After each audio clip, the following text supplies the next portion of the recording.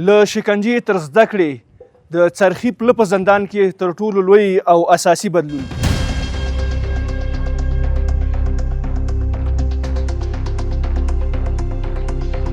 که زه د یو بندي سره ظلم وکړم باید زه دلته بندي سم. یعنې دغه زندان په اوس وخت کې هغه پخوانۍ څېره چې وحشت او دهشت او ویره وه، هلته مونږ ښوونځی ورته لرو، کانتین یې چور کړی و، دروازې یې ماتې کړې وې، اخر پر مسؤلینو پر محافظینو باندې هجوم وروړی و. زندان د زده کړې ځای وي، زندان د اصلاح ځای وي.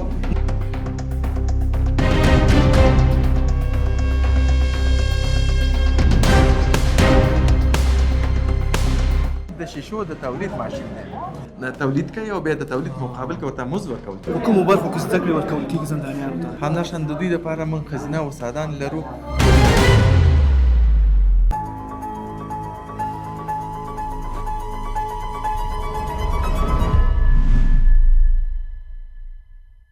سلامونه او نیکې هیلې خدای دې وکړي چې روغ جوړ خوښ او خوشحاله اوسئ. دا دی زه امین الحق امیني یو ځل بیا ستاسې په درانه چوپړ کې یم. دا د څرخي پله زندان دی چیرته چې زندانیانو ته د تخنیکي او مسلکي زده کړو لپاره مختلف کورسونه دایر شوي دي. په تیرو لسیزو کې دا زندان د وحشت، دهشت او د ویرې ځای و چې تورن کسان به دلته راوړل کېدل او په مختلفو شکلونو باندې به شکنجه کېدل. دلته انساني کرامت او انساني حقوق تر پښو لاندې کېدل. په مختلف ډولونو شکنجې ترسره کېدلې. له فزیکي، فکري او د فردي شکنجو نیولې بیا تر داسې شکنجو چې ویل یې انسان ته لازم نه دي. خو اوس دا ځای د امارت اسلامي له لورې د خلکو لپاره د زده کړې لوی مرکز ګرځېدلی. دلته د شکنجې او وهلو پر ځای دیني علوم، عصري علوم او همداشان تخنیکي علوم ورزده کول کېږي. موږ په دې خپرونه کې دا هڅه کوو چې دغه فکر له کومه پیدا شو چې زندانیانو ته دغه ډول درسي ماحول په زندان کې برابر شي، او کوم هغه وسایل او تخنیکي موارد دي چې دلته زندانیانو ته په نظر کې نیول شوي تر څو دوی وکولی شي دغه زده کړې ترلاسه کړي او ټولنې ته وړاندې شي. دا او دې ته ورته معلومات کوښښ کوو په دې خپرونه کې ترته راونغاړو. نو د خپرونې تر پایه له موږ سره اوسئ.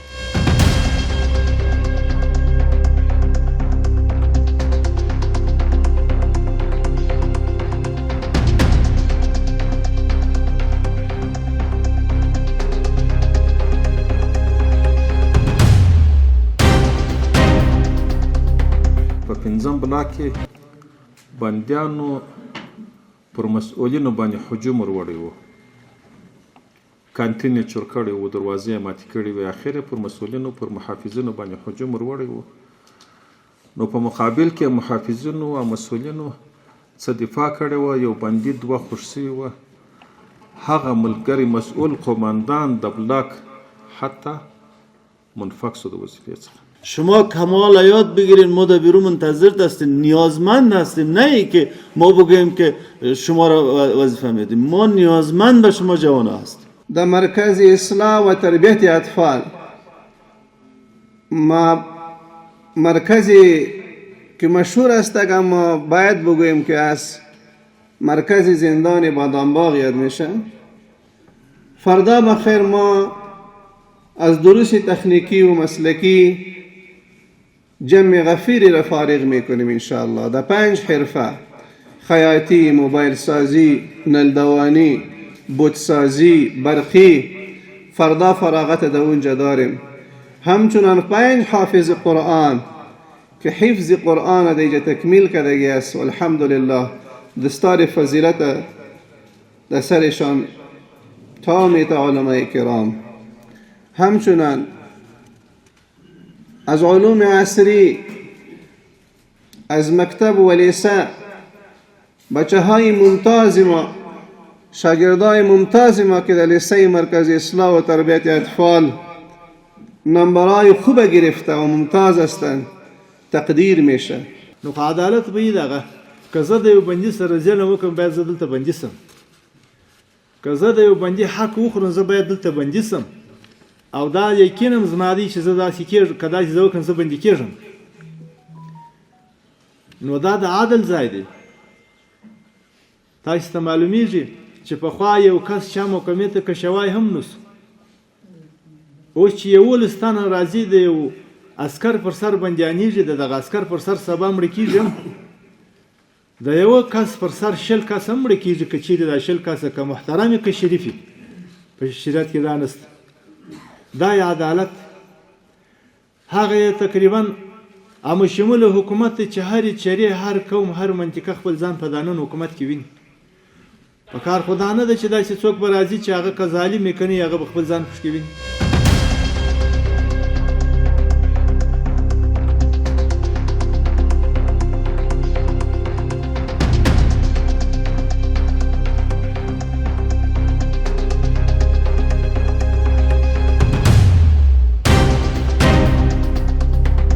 لیدونکو بیا هم ښه راغلاست. له ما سره په څنګ کې د الهان صاحب ولاړ دی. له دوی سره به دلته چې کوم د زده کړیز ماحول جوړ شوی د زندانیانو لپاره په دې اړه باندې لیدو. له الهان صاحب په لومړیو کې دا راته ووایي چې څنګه داسې یو فکر درغی چې دلته شته زندانیانو ته دغسې یو زده کړیز ماحول برابر شي. مونږ لومړی سر نه ورور دا یو تعهد هم لره، یو شعار هم لره، هغه دا و چې مونږ غواړو چې زندانونه وروسته له دې زندانونه بلکې د اصلاح او روزنې ځایونه وي، مدرسه وي دلته، ښوونځی وي دلته، د کسب زده کړې ځای وي دلته. وروسته له دې نه چې کوم موږ سره خلک اوسېږي، موږ ورته د مېلمنو په سترګه ګورو.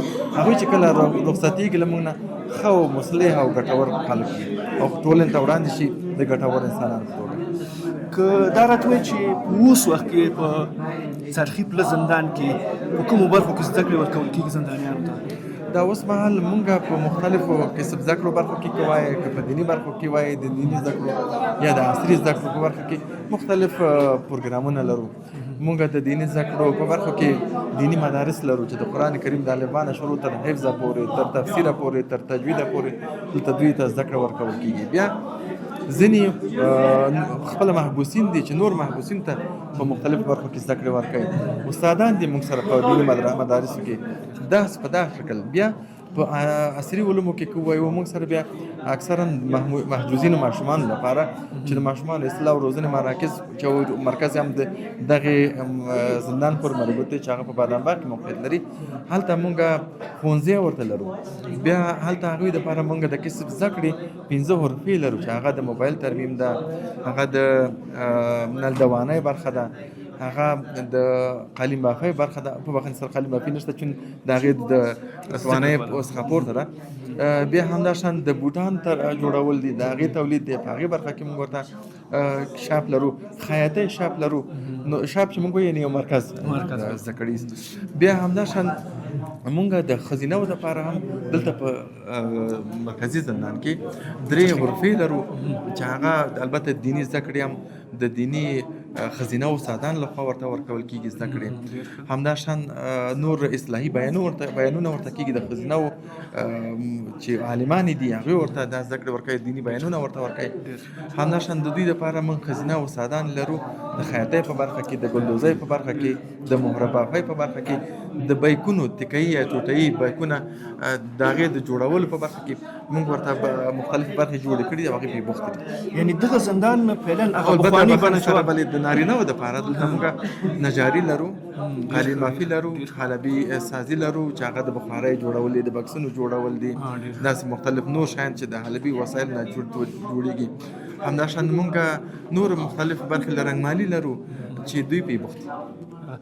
یعنې دغه زندان په اوس وخت کې هغه پخوانۍ څېره چې وحشت او دهشت او ویره وه د خلکو په ذهن کې یو داسې څېره وه چې هغه ویرجنه څېره په ذهنونو کې داسې جوړه شوې وه، هغه اوس هر څه له منځه تللي دي. یو زده کړیز ماحول دلته بالکل متاسفانه پخوا یو د زندان نومه چې چا واخیستل داسې یو ډېر د ویرې، د وحشت او د ترس یو یا د رعب یو احساس به سړي ته راته. اما اوس لله الحمد تر فتح را وروسته د زندانونو شهر سمون ادارې د افغانستان اسلامي امارت د علي قدر مشرتابه حفظه الله لخوا د 9 مادهیز کړنلارې یا طرز العمل چې موږ ته یې راستولې د هغې په اساس باندې موږ ټول هغه امکانات او سهولتونه چې زندانیانو ته ضرور دي لازم دي هغه مو ورته مهیا کړي دي تر څو زندان اوس د یو عبرت ځای وي، زندان د زده کړې ځای وي، زندان د اصلاح ځای وي، نه د رعب د ترس د شکنجې او داسې هېڅ کلام انشاءالله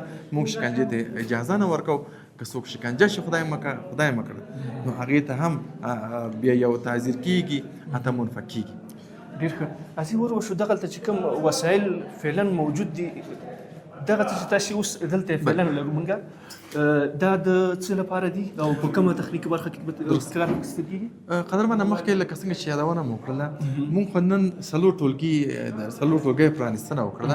دا یې خام مواد دي یا هغه وسایل دي چې په دې باندې ترمیم کېږي د موبایلو. بله د دې نه ورخوا نور بیا نور ټولګي لرو چې هغه بیا د قلم بافي ټولګی وي او هغې نه ورخوا ته بیا موږ د نورو حرفې لرو چې هغې کې هم البته 100 کسان اوسه پورې چې په خپله خوښه باندې محبوسین دي دوی نوملیکنه کړې ده او موږ ورته نور سهولتونه هم امکانات هم ورته برابرو. ډېر ښه ډېر ښه. دا سلسله به جریان ولري او که نه؟ بالکل دا سلسله به جریان ولري. ما ورته وي چې دا اوله دوره ده. په اوله دوره کې چې 3 میاشتو دپاره به وي 100 کسان نوملیکنه کړې ده او دې نه وروسته بیا د خیر سره نور دورې شروع کېږي. نور چې څوک علاقمند وي البته علاقمندان دا ډېر دي خو موږ ظرفیت توانایي ته ګورو په کتو د استادانو او هغه کوم امکانات او وسایل چې دي چې بیا که ډېر خلک راولو بیا امکانات او هغه وسایل کم وي نو بیا نه کېږي. نو موږ اوس یو لومړۍ دوره ده. په لومړۍ دوره کې 100 کسان ته د قلم بافۍ د البته د سولر تختو ترمیم او همداشان د موبایل ترمیم او یو بله ورخوا نو په دې 4 رفو کې موږ ورته دا ټولګي پرانیستل. البته مخکې یا پخوا به و هغه صنعتي تولیدي برخه وه اما اوس روزنیزه برخه ده. لومړی موږ روزو دي بیا دوی ځي بلې برخې ته چې هغه صنعتي یا تولیدي برخه ده عملي برخه ده هلته دوی بیا زده کړه کوي او بخی تولید کوي او بیا د تولید مقابل کې ورته مزد ورکول کېږي. بالکل بالکل. دلته چې دغه زندانیان چې ټاکل کېږي د کورسونو لپاره دلته چې د زده کړې لپاره ټاکل کېږي د دې لپاره کوم معیار په نظر کې نیول کېږي که نه هر څوک کولی شي؟ هر څوک کولی شي چې په دغې اوس زندانیان ټول په یو که ووایم په ښه ساعته کې دي په یوه ساعته کې دي ټول اکثرا اصلاح شوي دي ټول ته اکثرا د جرم هغه لومړی ځل ترسره کول یو بد عمل ښکاري او یا ښکارېده ورته اما اوس اصلاح شوي دي ټول اکثرا په یوه لیکه کې قرار لري او د ښو او مثبتو وګړو په توګه موږ سره توثیق موږ یې فقط میلمه پالنه کوو بس. ډېره مننه. الله تاسو ته خیر درکړي. واقعیت هم دغسې یو کورسونه دایرېدل د زندانیانو لپاره یو دا چې روحي فشار چې دوی باندې کوم دلته موجود دی دا له منځه ځي او بل دا ده چې که دې جنه لاړ شي ټولنې سره یو ځای شي بیرته هلته هم د دې اقتصادي ستونزې دي هغه هم په کامل ډول کولی شي حل کړي. موږ زموږ اداره همیشه خپل کوشش کوي چې په خپل مټ باندې که څه چې د وسې کېږي هغه وکړي. اما بیا چې مثلا لکه دا نن چې د افغانپور خیریه بنسټ چې کوم دوی موږ سره کومه مرسته وکړله او همداشان د تخنیکي او مسلکي زده کړو اداره چې کومه ده همداشان نور مختلف مربوطه همکار بنسټونه دي په ملي او نړیواله سطحه په اماراتي او غیر اماراتي ادارات دي موږ سره همکاري لري. نو په هره برخه کې له موږ سره همکاري کوي موږ له دوی مننه کوو بیا هم بلنه ورکوو چې نور کله موږ سره په دې برخه کې همکاري وکړي نو دغه برخې به لکه تقویه شي او زندانیان به له روحي فشار څخه بچ شي له رواني فشار څخه بچ شي دوی به اوس زده کړي او خپل کورنۍ سره چې بیرته یو ځای کېږي ګټور خلک به وي. هېڅکله خپل اولادونو سره داسې یو رویه مه کوئ چې هغوی سره ستاسو ناوړه رویه خدای مه کړه د دې لامل شي چې بیا په ټولنه کې هغوی له ناوړه خلکو سره مخ شي او هغوی چې هر خواته دوی مخ کړل هما خواته بیا ځي. بل هم له دیني عالمانو څخه ډېره مننه کوو موږ سره همیشه همکاري کړې ده او دا هم تقاضا ده چې په خپلو دیني خطبو کې د جمعې په ورځ باندې د جرم د تکرار یا د جرم کول ناوړه عمل د قانون څخه خلاف ګام اخیستل د قرآن کریم د مبارکو آیتونو د حدیث شریفو او همداشان د نورو اجتماعي اصولو په بنا کې یا په چوکاټ کې یا په رڼا کې ورته بیان کړي او بیان کړي دي هم دي لله الحمد ډېر ښه نتیجه یې ورکړې ده چې لوی موږ سره دغه برخه کې همکاري وکړي. نو موږ هم البته کوشش کوو چې که دغه کسبونه چې ورته مونږ ورته برابر کړي دي دا د دې لامل شوي دي چې لله الحمد د جرم د تکرار هغه ګراف راټیټ شي. ډېر مننه. اللهم بارک. په خیر اوسئ. درنو لیدونکو تاسو د لالهن صاحب خبرې واورېدې. واقع چې دلته دغسې پروګرامونه جوړېدل په زندان کې بالخصوص دا یو ډېر ښه زیری ده د دې لپاره چې زموږ هغه ځوانان چې دلته په زندانونو کې دي د اصلاح لپاره یوه لاره برابره شي او په آینده کې چې ټولنې ته وړاندې کېږي د خپلې کورنۍ او همداشان د ټولنې په منځ کې د یو عزت او د وقار خاوند یې وکولی شي چې هغه ستونزې د ورسره په ټولنه کې لري په بشپړ ډول حل کړی شي.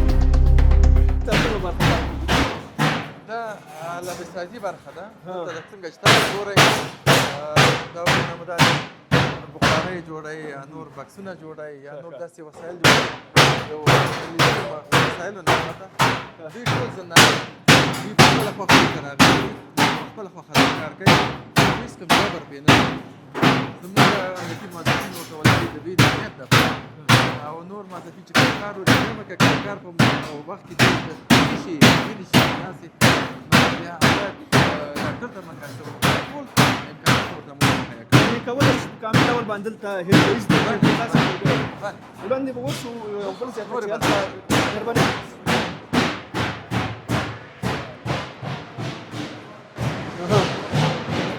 دلته نو بیا نورې برخې دي چې بلې موږ شا پورته وایو یا هغه زده کړیز مرکز یا د اورپې د کسب زده کړې مرکز دی دلته اوس مثلا پخوا ډېر بد وضعیت و امکانات نو سهولتونه نو ډېر خلکو ته مثلا محبوسین ته چې کومه علاقه به یې لرله دا امکانات نه و مګر اوس دا د نجارۍ برخه ده. دا د نجارۍ برخه ده بلکل.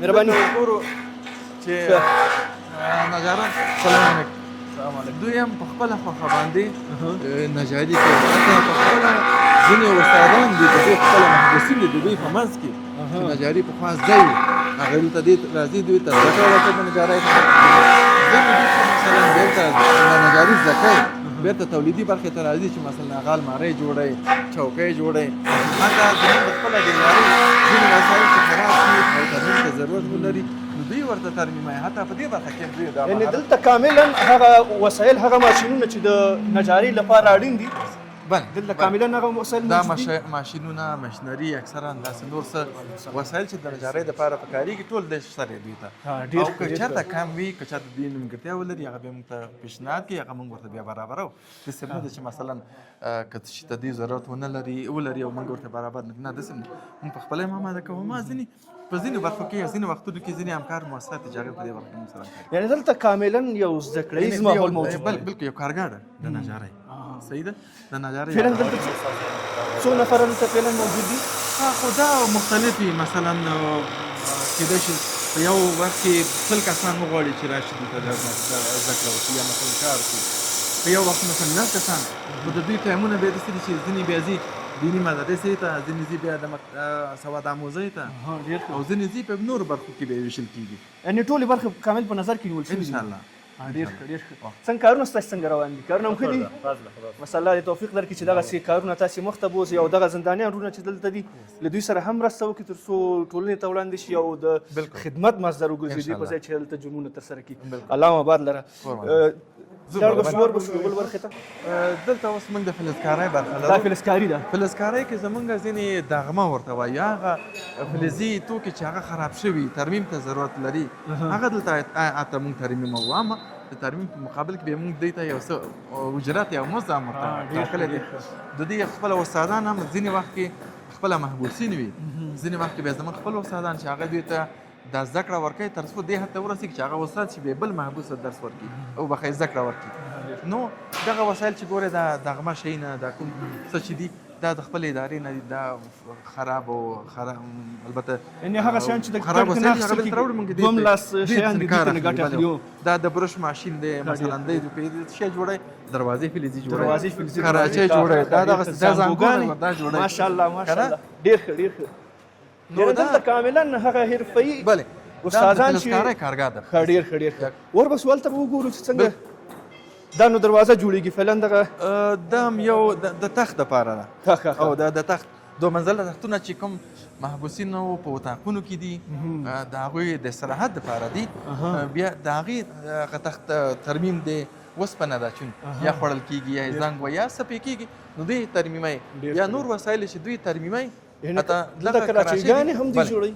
دغه ترمیمېږي جوړېږي خام مواد یې موږ ورته ورکوو. زده کړه د دوی ده وخت د دوی دی.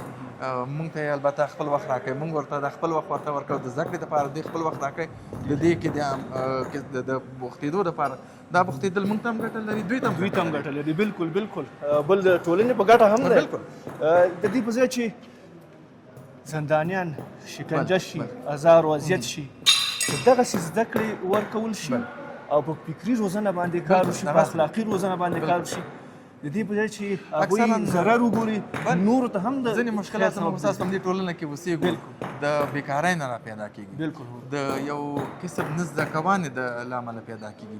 یو څوک کاسب نه دی یو څوک مثلا که زده کړې نه کړي او کاسب خو یې که نه هغه یې نه کړي نو اوس چې کله بیا دا زده کړه وکړي خو هغې د طریقه به ورته یو څه روزي حلال یو ځکه وظیفه پیدا شي که هغه ونه شي یو کسب به زده کړي لکه اوس دلته فلزکار دی هلته مثلا نجار دی هلته قالین باغ دی هغې د طریقه او د هغې په برکت به یو کسب یو کار بالکل هو هغه د دې په ځای چې دا د مشکل نه چې خلاص شي انشاءالله یا په دې کارونو بوخت دي بې فکر منفي خواته نه ځي او د جرم خواته نه ځي. د دوی بیا ټول فکر او ذکر هم دی چې څنګه حلاله روزي پیدا کړي څنګه مثلا وطن ته خدمت وکړي څنګه د اسلامي چوکاټ کې خپل نظام ته خدمت. بالکل ځکه ځوانان چې دي د ټولنې او د هېواد د ملا تیر دی دقیقاً د دې په ځای چې دوی دا انرژي ضایع شي په مثبتو لارو لګېږي او نور ته هم ګټه رسېږي او خپلې کورنۍ ته هم ګټه رسېږي. او متاسفانه موږ داسې ګورو چې اکثره زندانیان ځوانه طبقه ده د دوی اوس د وخت د انرژۍ د کار د روزګار د زده کړې وخت دی اما دا چې یو اشتباه یو تېروتنه یو ملاحظه پیدا کړي د هغې له امله ته راځي. نورحان صاحب که دا راته ووایي چې دغه ډول ځوانان چې موږ یې دلته فعلا لرو په زندانونو کې دوی ولې مجبورېدل په تېر کې په د دې په فکري روزنه باندې کار نه و شوی ستونزه څه وه اوس ولې ډېری ځوانان دلته په زندانونو کې موجود نه پخوا د چا لخوا نه دغسې تبلیغات کېدل چې ځوانان داسې تحریک کېدل چې دې جرمونه ترسره کړي. متاسفانه پخوا یعنې په پخوانۍ اداره کې وي او یا په پخوا وختونو کې وي او په ټوله کې داسې یو څه نه و چې په زندانونو کې دوی ته روزنه ورکول شي تر څو دوی زندانونو کې البته یو خو د جرم په خلاف باندې اصلاحي بیان ورته کېږي د جرم د هغه بدې او پایلې او عواقبو په هکله دوی ته وینا وشي دوی بیا لږ ټولنه کې بیا هلته نور ځوانانو سره د خپلې خبرې شریکې کړي داسې یو څه مسایل نه وو. اما اوس شکر د خدای دیني مدارس لرو داسې استادان ورته لرو نظامي صاحب چې هغوی حتی نور مجاهدین دلته موږ سره دي هغوی موږ د استاد ته په ډېرو میاشتو نشو کولی چې دی پیدا کړو ورته کښېنو موږ ته درس وایي. اما نن هغه دیني عالم هغه استاد هغه مفسر هغه قاري یا هغه د قرآن کریم حافظ راځي نن دغلته محبوسینو ته ولاړ دی په یوه پښه په هر وخت چې ورته موږ ته غوښتنه کړې دوی راغلي درس ورته ورکړی خپل مشخص وخت البته ورته ټاکلی که 10 محبوسین که 1000 محبوسین کار څومره دوی ورته ولاړ نو په دې خاطر انشاءالله وروسته له دې به د جرم تکرار ګراف انشاءالله ورځ په ورځ راکمېږي. ډېر مننه الله دې آباد لره. برقي وسایلو ترمیم ځای هم لرو دلته ولې غازي وربشو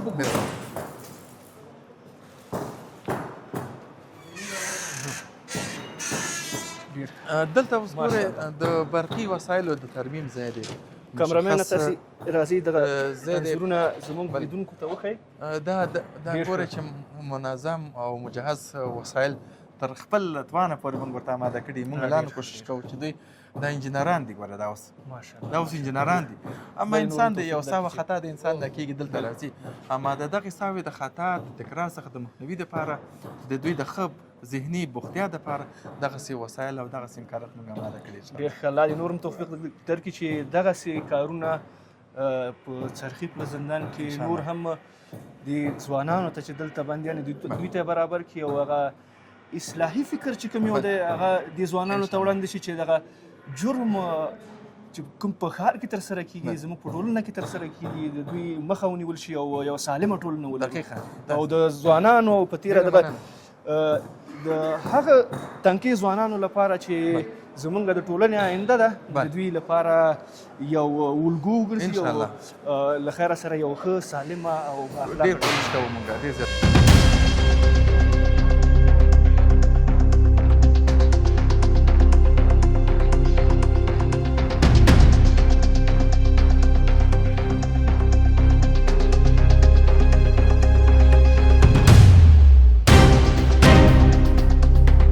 هلا لهن صاحب د دغه ماشین په اړه که راته وایي دلته غټې ماشینريانې موجودې دي په دې ځای کې. ما لکه څنګه چې مخکې مې ویلې چې موږ همیشه کوشش کوو چې نوي اروپایي زده کړې دلته په زندان کې اماده کړو. نه یوازې په کابل کې په ټولو ولایتونو کې دا اوس زموږ د کسب زده کړې برخې روانې دي چې جاري دي که نه، نو په زرهاوو زندانیان پرې بوخت دي. نو یو له هغوی دغه ماشین دی، دغه ماشین د شیشو د تولید ماشین دی، یا شیشې توکي چې تولیدوي یا که شیشې مثلا کړکاو دپاره تولیدوي، دروازو دپاره داسې نور، نو دا هغه ماشین دی. تر اوسه پورې فعال کړی هم نه دی. دا نوی هم دا ماشین راوړی، بلکل بیخي نوی دی.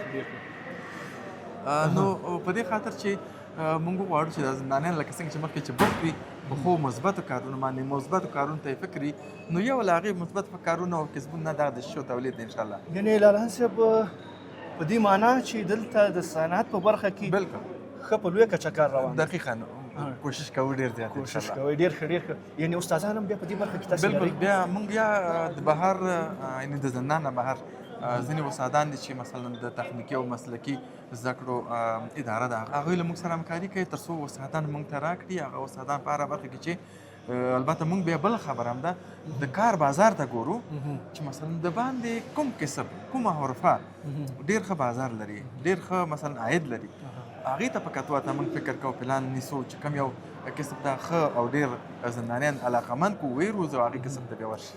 د دې لپاره چې دغه حرفې چې دلته زده کړی شي د دې لپاره څومره وخت کورسونه تاسې په نظر کې نیسئ که نه؟ مختلف کورسونه یې معلومه ځان یو میاشت ده، د 2 میاشتو، د 3 میاشتو، تر هغې تر لا ډېر وي. مختلف کورسونه یو مختلف دورې په مختلفو وختونو کې. خوشحاله اوسئ لالهن صاحب، واقعیت هم ډېر کامل معلومات تاسې د دې ماشینونو همدا شان دلته د شته استادانو د زندانیانو په اړه باندې راکړئ چې دلته تاسې کومې کومې حرفې مخته وړئ. د زده کړو په باره کې مې راته ویل واقعیت چې دا یوه ډېره غټه لاسته راوړنه ده د امارت اسلامي چې د زندانیانو په فکري روزنه باندې د دوی لپاره په هنر زده کولو کې، د کسب په زده کولو کې دغسې سهولتونه برابروي تر څو وکولی شي یو داسې ځوان بیرته ټولنې ته ور وړاندې کړي چې هغه وکولی شي خپلې ستونزې په خپله باندې انشاءالله حل کړی شي، او هغه ستونزې چې پخوا ورسره لاس و ګرېوان و او دی په فکري اړخ کې دومره کمزوری کړی و چې جرم کولو ته مجبوره کړ، هغه ستونزې ټولې په کامل ډول باندې حل شي. موږ هم ورته د جرم تکرار هغه بد عواقب نه و بیان شوي. بلکل د قرآن کریم د مبارکو آیتونو په رڼا کې، د حدیث شریف په رڼا کې، او همداشان نور اجتماعي اصولو په رڼا کې. اما اوس یعنې هغه وخت کې د جرم تکرار یو چاته ښه ښکاري، د متاسفانه ځینو خلکو ته. اما اوس د جرم تکرار ورته یو بده منفوره پدیده ښکاري، یو مضره پدیده ښکاري. نو په دې خاطر دوی چې اوس دلته دغه زده کړې کوي، دغه وسایل چې کوم تولید شوي دي دا تاسو ګورئ، نو دا په دې خاطر دي چې دوی دغه حالات نه نور راښه شي. لکه څنګه چې تاسو مخکې خبرو کې په هغه محفل کې واورېدل، یعنې د افغانستان اسلامي امارت علي قدر مشرتابه حفظه الله تعالی دا خبره کوي چې هوډ لرم زه او ټول مسؤلین چې داسې خدمت وکړو په دې ټولنه کې، داسې خدمت وکړو په دې وطن کې چې مونږ څو کاله وروسته نور زنداني په نامه باندې څوک ونه لرو او زندانونه نور د زندان زنداني توب ذهني د یو چا د حبس ذهني بلکې یو دینی مدرسه یعنی یو کامله اسلامي ټولنه اسلامي ټولنه ان شاء الله چې هغې کې جرم نه وي دقیقاً بندي نه وي بلکل یوه داسې ټولنه چې د یو بل په درد وخوري او د هېواد د پیشرفت او د آبادۍ لپاره پکې کامل ډول باندې کار وکړی شي څنګ په څنګ باندې د ټولو ټولنو ځوانان سره په ګډه باندې په اتفاق او اتحاد باندې د دې هېواد په پرمختګ کې او د دې ټولنې په سالمه روزنه کې ونډه واخلي. ستاسو همکاري ډېره مهمه ده انشاءالله حتما موږ همیشه کوو دا تاسو مثلا کوم خبرې کوم تصاویر ولیدل واورېدل بلکل نو دا چې انشاءالله ټولنې ته تاسو وړاندې کوئ په یو ځلې نه څو ځلې دا بیا ډېر مثبت اثر لري او دا ستاسو همکاري موږ سره ډېر زیاته موږ تر خپل وسه پورې تر څوم چې وسه کېږي انشاءالله کوښښ دا کوو چې دغه ډول مثبت پیغامونه تر خلکو پورې ورسوو. زموږ دا دنده ده، موږ یې خپل مسؤلیت ګڼو او همداشان هر فرد د دې جامعې د دې ټولنې د دې هیواد باید همدغه خپله دنده وګڼي چې په هیواد په آبادي او ترقۍ کې خپله ونډه واخلي. له تاسې هم ډېره زیاته مننه. خوشحاله اوسئ. الله مباد لره چې خپل قیمتي وخت موږ ته راکړ.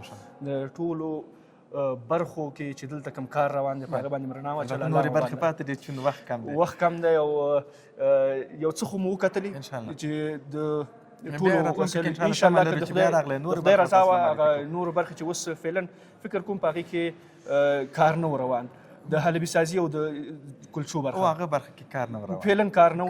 انشاءالله که د خدای رضا وه په راتلونکي خپرونه کې راتلونکي خپرونه کې به انشاءالله کوښښ کوو چې هغه برخې هم درته راواخلو او تر تاسې ورسو. له تاسې ډېره زیاته خوشحاله اوسئ. ډېره مننه. الله مباد لره. درنو لیدونکو تاسې د لالهند صاحب خبرې واورېدلې. په دې هیله چې زموږ دا خپرونه مو د پام وړ ګرځېدلې وي. تر بلې هغې چې زه امین الحق امیني ستاسې په درانه چوپړ کې حاضرېږم. الله مو